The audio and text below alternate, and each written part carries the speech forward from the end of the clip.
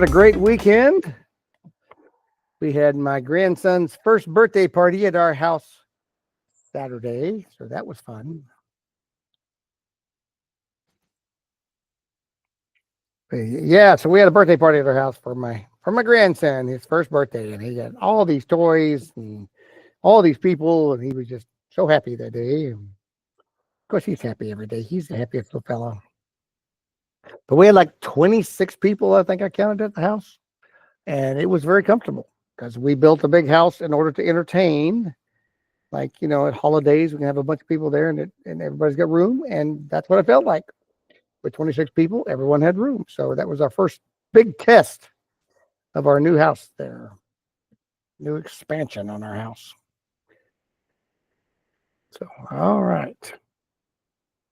I'm going to get our buzz window ready to present. So we're getting to a good place in programming here because with only 7 weeks left, I think there's only one more program that's going to be assigned, and it'll be next week. And that'll be it. There won't be any more programs. So those of you who are behind, this is really good news because you won't be getting farther and farther behind because we're going to stop assigning programs. We're going to switch to more just quizzes for the rest of the year so you guys can get caught up and not fail the class. That's always good.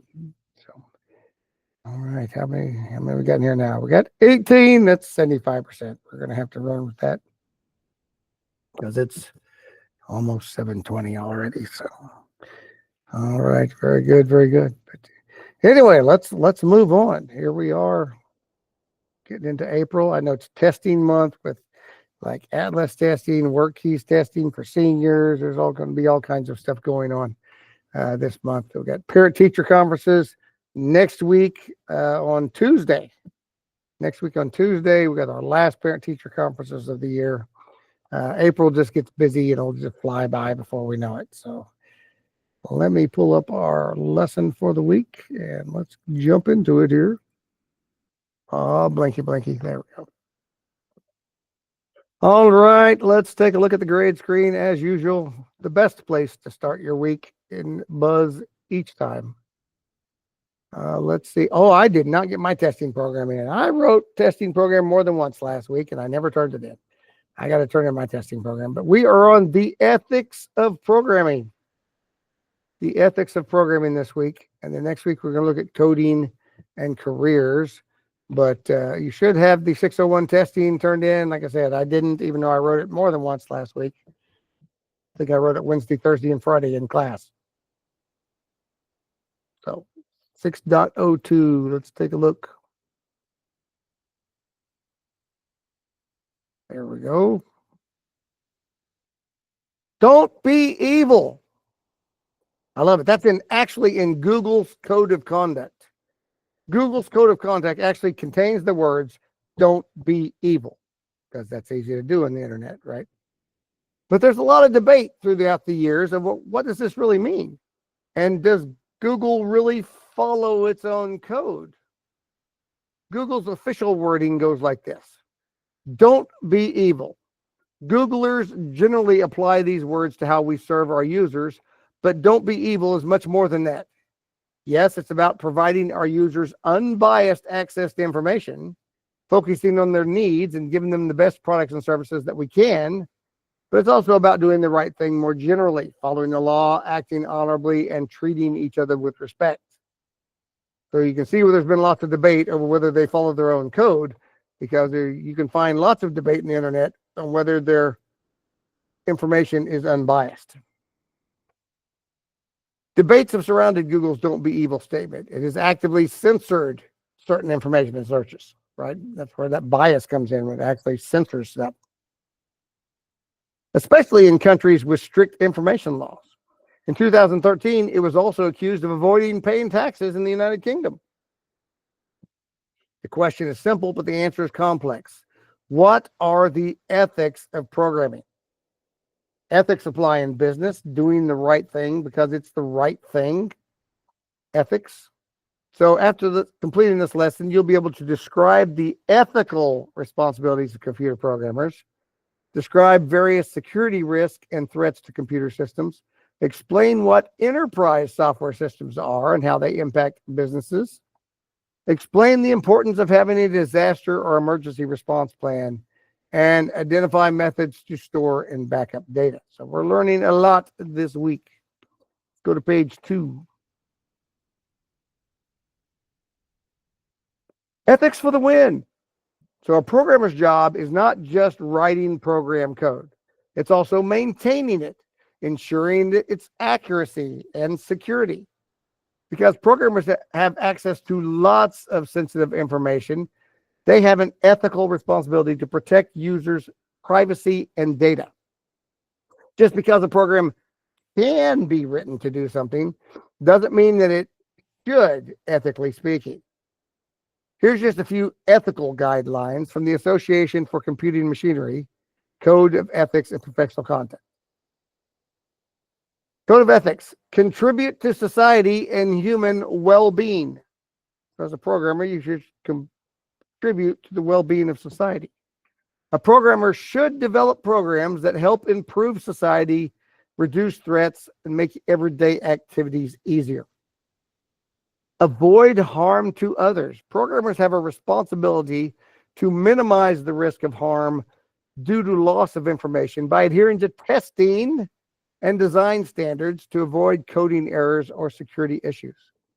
Respect the privacy of others. Programmers should create programs that maintain the privacy and integrity of user information, as well as protecting it from unauthorized access. Oh, here's a big one. Give proper credit for intellectual property. Are you copying someone else's program? Are you copying AI programs?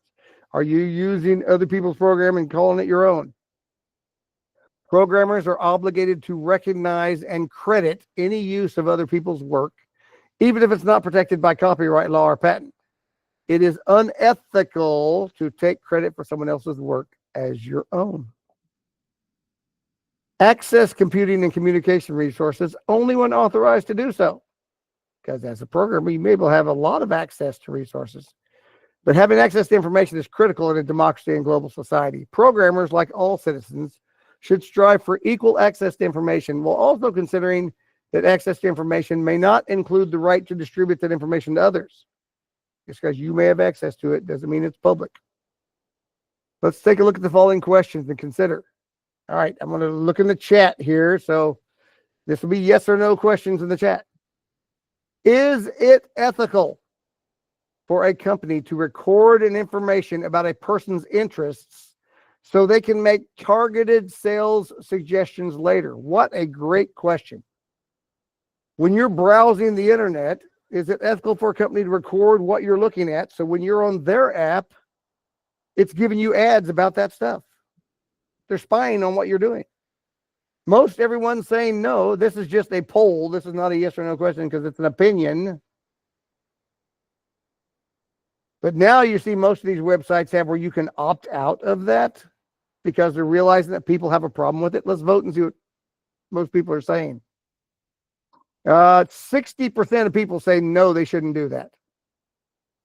40% of people say, yeah, I'm okay with it. A lot of times I opt out of those. I don't always, though. Interesting. Let's look at the next poll. Is it ethical for a programmer to reuse someone else's code to create a new program and not credit them? Oh, this one's an easy one. They just talked about this in the Code of Ethics. No, it's just like turning in a research paper that you use somebody else's writings, right? You went and copied down some paragraphs from another paper and turned it in. No, we know that's not ethical. But there will be people that say yes because there's buttheads out there. See, 4% of people, 99 people said, yeah, that's totally cool, man. Because, you know, I myself don't have any character or ethics, so I think it's okay for everybody. But most people, yeah, realize you don't do that. Is it ethical for a cell phone company? Oh, this is a good one, too, because it's very relevant. Is it ethical for a cell phone company to create a secret backdoor for the government to access data as a matter of national security? So some terrorist is planning a threat and they're chatting with other terrorists on their phone, and the cell phone company is able to go in and access their text to see, hey, these people are planning on blowing up the White House. Are they going to blow up the Super Bowl? Are they going to blow up the subway? That's a tricky one. Is it ethical for a phone company to create a way to get to people's information, even if they want it to be private, for a matter of national security? If it's truly national security, that kind of changes a lot of things. The courts, the laws and everything, for a matter of national security, generally allow getting into private information, just because it affects such a huge amount of people when it's something like that. But I don't know. We see most of our votes. We had no, maybe, yes. Okay, most of our votes were no, so I'll say no. And we'll see where the vote lied. Most people are saying no. Even if it's a matter of national security, they shouldn't be able to access my phone information. But that one's kind of tricky. Let's go to the last question, last poll. Is it ethical to use personal information to improve the user's experience without notifying the user? So you're on this app and it notices that you always do this or always look at that or something. So it just automatically pulls it up for you because it's saving what you do. It's, even though I didn't tell you, I'm saving everything you do in my app so that when you use the app, I will make it better for you. But I didn't tell you that I'm saving all that stuff that you do. I'm just doing it. But it's doing it for you. I've got 2 yeses and a no and a maybe. Let's see. As long as it doesn't do the earlier thing when they track you off app. Yeah, Braden, your phone probably does do that. I don't know if it notifies you, though. It may be in the agreement or it may not. I'm seeing more yeses than nos. All right, we're going to say yes then. But most people are saying no. No, you got to let me know that. Notify. Yeah. All right, Elijah's saying no. It can be used to feed people misinformation and biased information. So, all right. That's some real interesting things, talking about ethics. Because that's what companies have to consider all the time, especially with phone apps and websites. Each one of these things has been debated, and some of them happen on a regular basis. They do. Some are even legal, as we looked at. Every time you enter your information online, ask yourself, who's keeping track of this and why? What are they using it for? Did you know programmers can distribute their programs under different licenses for people to ethically use in different ways? While open source software allows users to access and modify the original code, proprietary software is owned by a company and usually has restrictions on its use. And freeware is software that's available at no cost. Freeware can be open source or proprietary. Right. So yeah, open source means nobody's copyrighted it. They put it online. Anybody can use it. If it can help you, you can take this code and use it for your own personal use. It's great. Proprietary means, yeah, it is copyrighted, but sometimes, even though it's copyrighted, it's freeware because the company says, yes, we own this, but we're selling it to you for free. So just download it and use it. So Elijah says GitHub is like that. So there's lots of open source software and stuff that you can get into. And so then you can change those programs because it's openly available and the companies don't mind. But lots of there's user-to-user websites where you can upload your own program code and look at other people's program code and all kind of good stuff. Protecting yourself. Spam, phishing, hackers. Seems like there's tons of ways to get in trouble online. If everyone behaved ethically, this would not be an issue. But unfortunately, not everyone can be trusted. We know there's lots of people that lack character out there. There's lots of scummy people. Let's take a look at some common examples and how to catch them before they catch you. Email scams from Solomon Odawala. Subject, no subject. Hello, Michelle McRae. I have an interesting business proposal I want to share with you. If you'll be interested, please click on this link. Congratulations, you've been enrolled in the Jam of the Month Club starting at $199.99. You'll begin receiving jam in 8 to 10 weeks. Just kidding, but seriously, next time you might not be so lucky. So think before you select the link. Right. If you click a link on some unknown email, you might be downloading viruses to your computer. You might be signing up for stuff you don't know, all kinds of stuff. Bad things can happen. So it's really safer not to click a link if you don't recognize the email or was expected it or know anything about it. Privacy settings. Right. Look at this person entering a credit card. So if you have an email address, you've likely seen one of these. Look at the email there. Scammers and phishers will often send emails trying to get you to respond. Click on links or provide personal information. Sometimes they'll disguise a scam by making it look like it's coming from someone you know. Oh, it says it's from Amazon. But if you hover over and look at who the from is from, a lot of times it may be a total weird email address. So if anything seems off, like a lack of a subject line or irregular grammar, chances are it's fishy. Over here with privacy settings, entering your credit card. Here's the scoop. It doesn't matter how meticulous you are with your privacy settings and password complexity if you volunteer your personal information via the internet. It might seem like a good idea at the time to post a picture of your new driver's license. Hey, look, I got my driver's license. But you just gave that information to a lot of people. You just informed the entire world of your name, your birth date, your home address, and your driver's license number. More than enough for an amateur hacker to steal your identity. Make many bad things happen. Sharing passwords. It should go without saying, but we'll say it anyway. Don't share your passwords. Most people use the same password for multiple accounts because we got to log in now in like 50 different places, right? And you can't remember 50 different emails and 50 different passwords. So while sharing your Instagram password might seem like a relationship milestone, you may not be as keen to share your bank account information, and it might use the same password. Many sites now provide two-step verification, right? By sending a text or an email that you have to verify on your phone that it's you. That's a good extra step to make sure your information is secure. Oh, how about this one? Dummy sites. Pops up on your computer. Congratulations, you're a winner. And you click OK.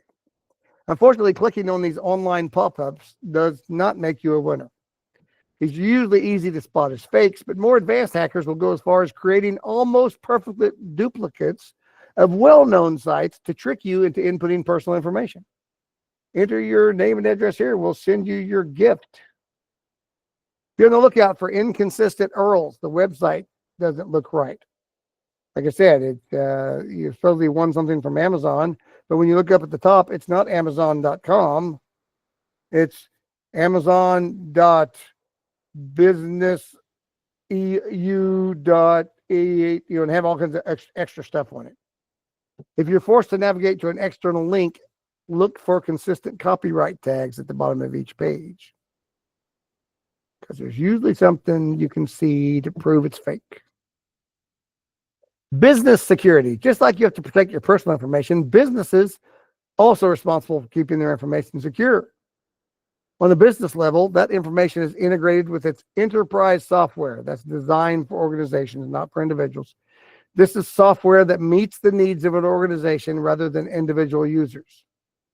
These organizations include businesses, schools, clubs, or governments. Have you ever logged into a portal to check your grades? Hack? Yes. Then you've used enterprise software. This type of software performs different business functions like customer information management, accounting, file storage, and more.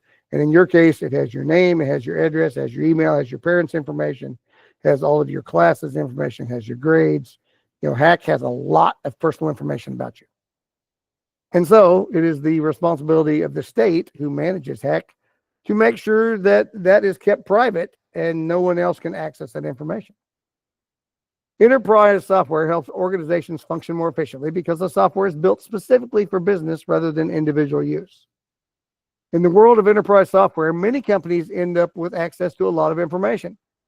This can range from email addresses and phone numbers to birth dates and social security numbers. A business has a responsibility to keep that information secure. Otherwise, it could have catastrophic consequences. Did you know? And this one I did know because this was the last time I shopped at Target, because we were one of the people that got in this. In 2013, it's been 12 years now. I didn't know how long it'd been. Over 70 million Target customers had their personal information stolen due to a basic malware infection created by hackers. They got my wife's credit card information, the hackers did, from Target. The data breach cost the company over $10 million in a class action lawsuit. Yes, they got sued for letting people's personal information get out, and they had to pay everyone a settlement, which, 70 million people in a $10 million lawsuit means we each got about 17 cents. So that's kind of silly that 70 million people get a share of $10 million. But still, it lost them a lot of customers. Like I say, I haven't been back in 12 years. It hurts your business. Not just what you get sued for, it hurts your business. Have a plan. Use that plan. There it is, the blue screen of death. You may have seen that in your computer. Suddenly your life's work of music, photos, videos, documents, all other files, they hang in limbo. It's like, no, can I get them back? Maybe they can be recovered. Maybe it's time that your machine's going to go kaput for good or for bad, really. Either way, waiting for one or the other to eventually happen is not the best plan. Think about how devastating you would be about losing all the files you have in your personal laptop or even on your phone these days. Now compare that to Google or the IRS losing all of their programs, all their applications, all their files. Luckily, they've got a plan. It's a disaster recovery plan, to be specific. Yeah, can you imagine if Google lost everything? And the disaster recovery plan is a document outlining procedures to recover and protect an organization's data in the event of a disaster, which could be a hacker or it could be a natural disaster. It could be the building catches on fire that your server's in. Every company, nay, every individual, should have some sort of a disaster recovery plan. This plan is a set of processes and procedures that are put in place to guide a business or individual in the event of a disaster. So there's two types of disasters: man-made, like hackers, terrorist attacks, dropping your phone in the toilet, and natural, like an earthquake, a fire, or a tornado. Explore the images below to learn more about different parts of a disaster plan. So let's see. Redundancy. Having redundant backups, which redundant means repeated, basically, and services in place is not only smart, but really useful. Dead useful. Redundancy reduces the downtime and allows for a faster recovery phase. Maybe you've got a network drive hooked up to your Wi-Fi at your house, so everything you save in your computer, it automatically backs it up and saves it up that network drive at the same time. You have redundancy. Monitoring. By regularly monitoring your systems, you can get ahead of any potential risks and know the moment something goes wrong. Mitigation. Mitigation is the effort to reduce the impact of a disaster. Something bad happens, but I'm going to make it not so painful. Like being prepared with your backups, your checklists, and a solid plan. But the backup is having a backup of your data. So if your files get deleted, you can restore them and copy them back as soon as possible. And response. When a disaster recovery plan is an emergency response plan. This outlines how you or your business are going to respond immediately after this disaster and prioritize actions accordingly. All right. Page 6. Back it up. You may never have heard this story, but Toy Story 2 was almost never to be. Back when Toy Story 2 was being created, a single command almost derailed the entire project.